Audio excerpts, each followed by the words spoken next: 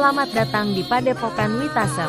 Pada kesempatan ini, Anda sedang mendengarkan bagian dari Kitab Kiai Gringsing dengan latar belakang pemerintahan Panembahan Hanyokrowati pada zaman Mataram Islam. Bab yang Anda dengarkan sekarang adalah bab 1, yaitu Agung Sedayu Terperdaya. Selamat menikmati dan berbahagialah. Salam.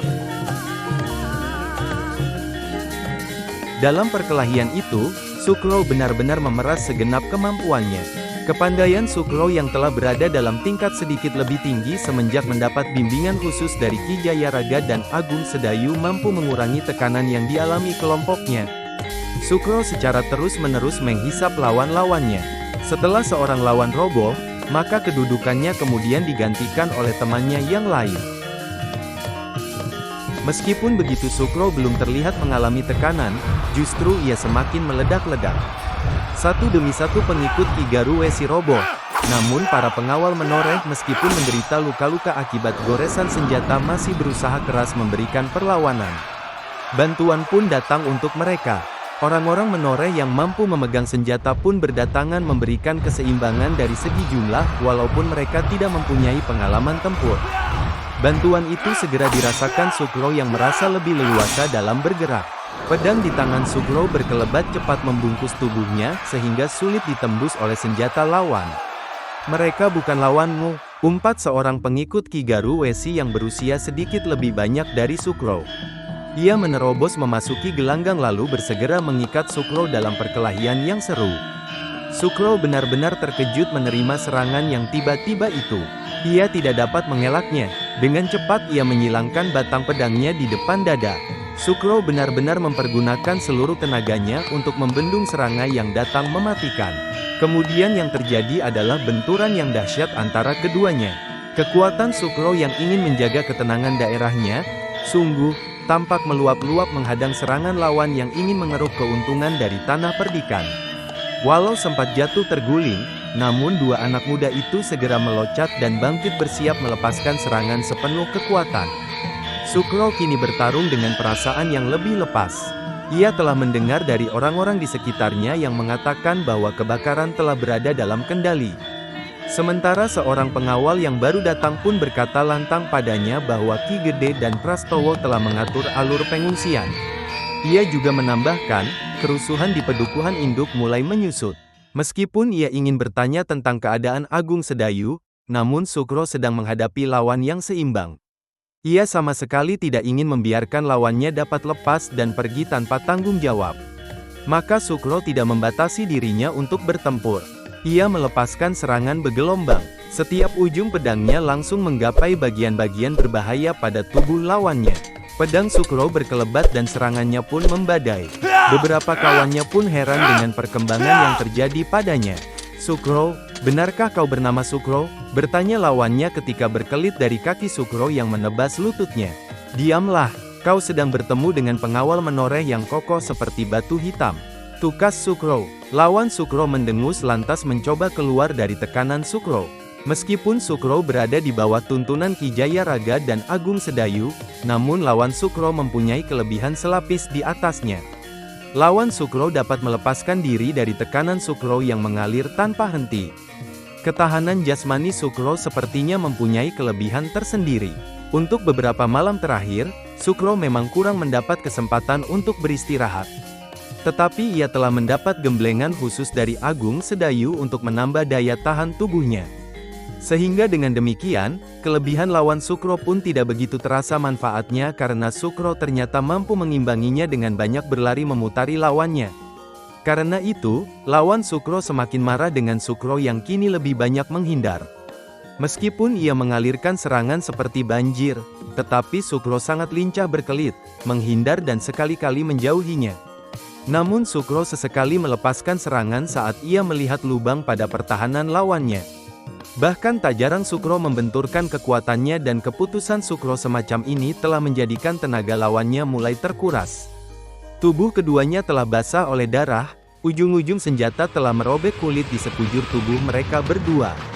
Sukro pada dasarnya adalah pemberani, apalagi sejak ia belajar dasar-dasar olah kanuragan pada Gelagah Putih, maka keberanian makin menancap lebih dalam di jantungnya.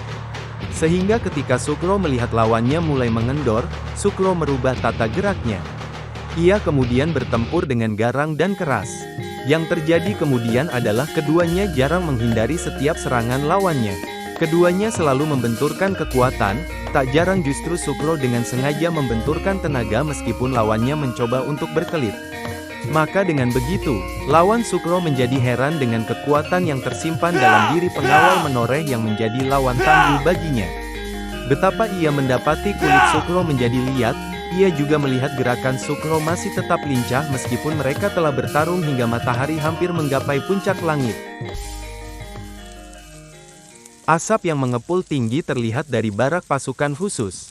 Nada titir yang keluar dari setiap kentongan yang ada telah mencapai pendengaran para prajurit pasukan khusus. Beberapa di antara mereka menengok keluar dari barak dan mereka mendapati pemandangan yang membuat seluruh perwira pasukan khusus menjadi sangat terkejut. "Apa yang sedang terjadi?" bertanya Ki Lurah Sanggabaya saat seorang pengawal pedukuhan telah melompat turun dari kuda. "Kebakaran telah melanda seluruh tanah perdikan, Ki Lurah," jawab pengawal pedukuhan itu. "Kebakaran?" bertanya Ki Lurah Sanggabaya seraya berpaling pada seorang perwira di sampingnya. "Apakah kau telah melihatnya sendiri?" "Tidak Ki Lurah. Seorang pengawal memberitahukan padaku ketika aku berkuda menuju rumah Ki Rangga," jawab pengawal. "Aku dapat menduga siapa yang melakukannya." Ki Lurah Sanggabaya berkata, "Apakah kalian telah melihat kedatangan Ki Rangga?" bertanya seorang perwira pada prajurit jaga. "Belum Ki Lurah," jawab seorang prajurit. "Keadaan telah tiba-tiba menjadi genting dalam waktu singkat," kata Ki Sanggabaya, "kita tidak dapat menunggu Ki Rangga." Kemudian ia dan sejumlah perwira mengeluarkan perintah pada pasukan khusus untuk bersiaga di sekitar barak. "Sebagian dari kita akan membawa bantuan bagi orang-orang menoreh," kata Ki Lurah Wilayuda. Ia melompat ke atas punggung kuda lalu memberi perintah pada satu kelompok pasukan yang berada di dekatnya untuk memasuki pedukuhan induk. Sepeninggal Ki Lurah Wilayuda, Ki Lurah Sanggabaya berkata lantang di hadapan seluruh pasukan khusus, "Sesuatu yang gila sedang melanda tanah perdikan. Kita tidak dapat menutup kemungkinan bahwa barak ini mungkin akan mendapat serangan." Usai berkata di depan pasukan, Ki Lurah Sanggabaya terperanjat saat terlihat olehnya asap muncul dari bagian belakang barak. Seketika ia mengeluarkan perintah untuk memadamkan api yang mulai membakar bangunan tempat mereka menyimpan senjata. Tak lama dari itu, sekelompok pasukan khusus berhasil menghadang orang-orang yang melepaskan panah api pada dinding gudang senjata. Meskipun perintah bersiaga penuh baru saja dijatuhkan oleh pemimpin mereka, namun prajurit yang masih meronda masih belum melepaskan kewaspadaan. Sehingga mereka dapat melihat pergerakan pada bagian belakang barak. Pertempuran dalam lingkaran kecil segera terjadi. Pengikut Ki Garuwesi menjadi gelisah karena usaha mereka untuk dapat lolos setelah melepaskan panah api menjadi gagal. Mereka semakin resah karena para prajurit mulai mengalir menuju tempat pertempuran terjadi. Gerak pasukan khusus memang sangat tangkas.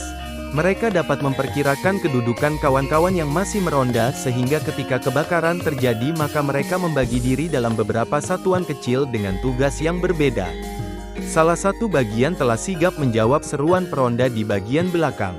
Maka dalam waktu cukup singkat, pasukan khusus telah dapat meringkus orang-orang Ki Garuwesi yang bertugas membakar barak.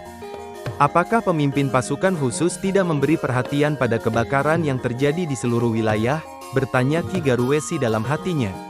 Ia berada di balik rimbun tanaman perdu di salah satu lorong jalan yang menghubungkan dengan jalan utama. Tak terpaut jauh dari kebakaran pertama, seorang pengawal yang ditugaskan oleh Sukro untuk melaporkan keadaan genting pada Ki Rangga Agung Sedayu telah memasuki halaman rumah Ki Rangga. Seperti yang telah menjadi kebiasaan keluarga Agung Sedayu, maka pada pagi itu Ki Jayaraga telah bersiap untuk pergi ke sawah. Sementara Sekar Mirah pun tenggelam dalam kesibukannya di dapur. Demikianlah perjalanan Anda mendengarkan novel Silat Kitab Kiai Gringsing bagian 1, Agung Sedayu Terperdaya. Semoga berkenan dan bermanfaat. Tetap semangat dan optimis. Jangan lupa bahagia. Rahayu.